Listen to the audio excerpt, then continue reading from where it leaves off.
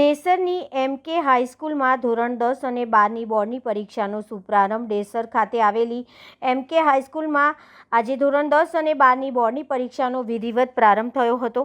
પરીક્ષા આપવા આવેલા વિદ્યાર્થીઓમાં ઉત્સાહ અને આત્મવિશ્વાસનો માહોલ જોવા મળ્યો હતો. પરીક્ષાર્થી વિદ્યાર્થીઓને પ્રોત્સાહિત કરવા માટે સાવલી ડેસર તાલુકાના ધારાસભ્ય કેતનભાઈ ઇનામદાર દ્વારા પુષ્પ, ચોકલેટ અને પેન આપી શુભેચ્છા પાઠવવામાં આવી હતી. તેમને તમામ વિદ્યાર્થીઓના ઉજ્જવળ ભવિષ્ય માટે શુભકામનાઓ વ્યક્ત કરી અને જીવનના દરેક ક્ષેત્રમાં સફળતા પ્રાપ્ત કરી તેવી હાર્દિક શુભેચ્છા આપી હતી.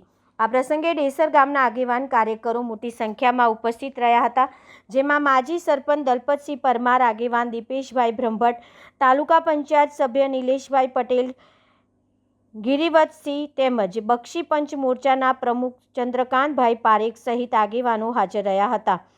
સ્કૂલના શિક્ષકગણ અને સ્ટાફ દ્વારા પણ વિદ્યાર્થીઓને શુભેચ્છા પાઠવી તેમને આત્મવિશ્વાસ સાથે પરીક્ષા આપવા પ્રેરણા આપવામાં આવી હતી. શાળા પરિવાર દ્વારા વિદ્યાર્થીઓને આશીર્વાદ આપવામાં આવ્યા કે તેઓ પરીક્ષામાં શ્રેષ્ઠ પ્રદર્શન કરી સફળતાના માર્ગે આગળ વધે. 26/2/2026ના દિવસે ધોરણ 10 અને 12માની પરીક્ષાનો શુભારંભ થઈ ગયો છે, ત્યારે વિદ્યાર્થીઓને સાવલી તાલુકા વિધાનસભાના લોકપ્રિય ધારાસભ્ય શ્રી કેતનભાઈ ઇનામદાર દ્વારા ચોકલેટ અને પેનનું વિતરણ કરવામાં આવ્યું, જેમાં તાલુકાના સરપંચો અને ભારતીય જનતા પાર્ટીના તમામ કાર્યકર્તાઓ હાજરી આપીને છોકરાઓનું અભિવાદન કર્યું.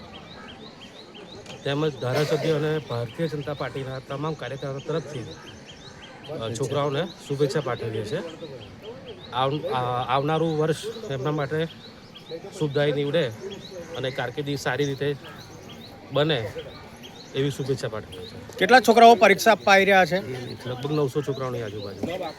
શ્રી એમ.કે. હાઈસ્કૂલ ડેસરમાં સમયસર 9:30 કલાકે બાળકોને એન્ટ્રી આપી દીધેલ છે અને બાળકો પરીક્ષા આપવા માટે બેસી ગયેલા છે અને બાળકો કોઈપણ ભય વગર ક્ષતિગ્રસ્ત પોતાની પરીક્ષા આપે એવી વ્યવસ્થા પણ અહીંયા કરવામાં આવેલી છે. દરેક બાળકોને મારા તરફથી બેસ્ટ ઓફ લક. ધોરણ 10ની બોર્ડની પરીક્ષા આજે શરૂ થઈ 26 તારીખ અને પહેલું પેપર ગુજરાતીનું છે. બાળકોને ગોળ દાણા અને ચોકલેટ આપી અને એમને અંદર એન્ટ્રી આપવામાં આવી બરાબર, અને સુચારું સંચાલન થાય, બાળકોમાં ઉત્સાહ જોવામાં આવ્યો છે અને સરસ રીતે પરીક્ષા લેવાશે એવી અમે આશા રાખીએ છીએ.